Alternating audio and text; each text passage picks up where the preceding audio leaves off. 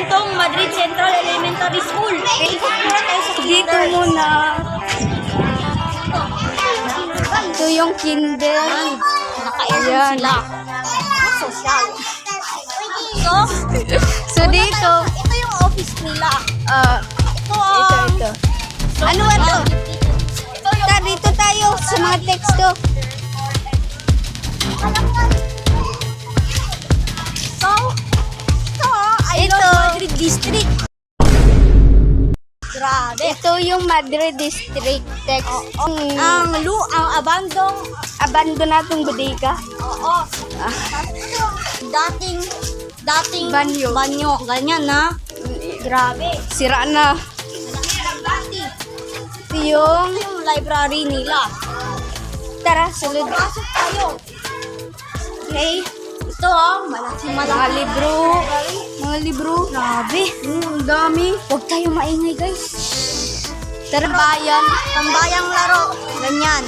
Yung lastiko. Panlunasan nila. Ito yung parang clinic, guys. Yung baga. Dito, ito yung backyard namin, guys. So, Backyard namin. titignan natin kung anong meron dito, ha? Grabe. Ito yung room ng mga owls. Hindi ko alam ano yung meaning ng owls. Lagyan ko lang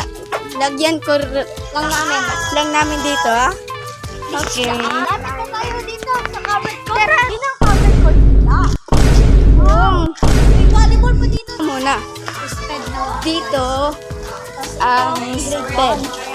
Ang meaning ng sped ay dito lang. Ito, grade 1. Ang bagong gate. guys. Uy! Malapit na. Grade 2. Grabe. Mga grade 2 to, guys. Guys, Eco Champion to sa ano? Oh, grade 3 na to. Ito na yung grade 3. Tapos, Palapit na ta sa grade 4, guys. ito yung Grade 3 pa rin ba? Ito, computer laboratory. to, guys. Pero walang computer. Thank you for watching. Sigma. Dito yung... Oy, Max! Ano ginagawa mo? Nagbabasa ako tungkol sa growing up with science. Maganda to kasi tungkol to sa mga science. Ayan no. Ngayon ko lang nalaman. Pero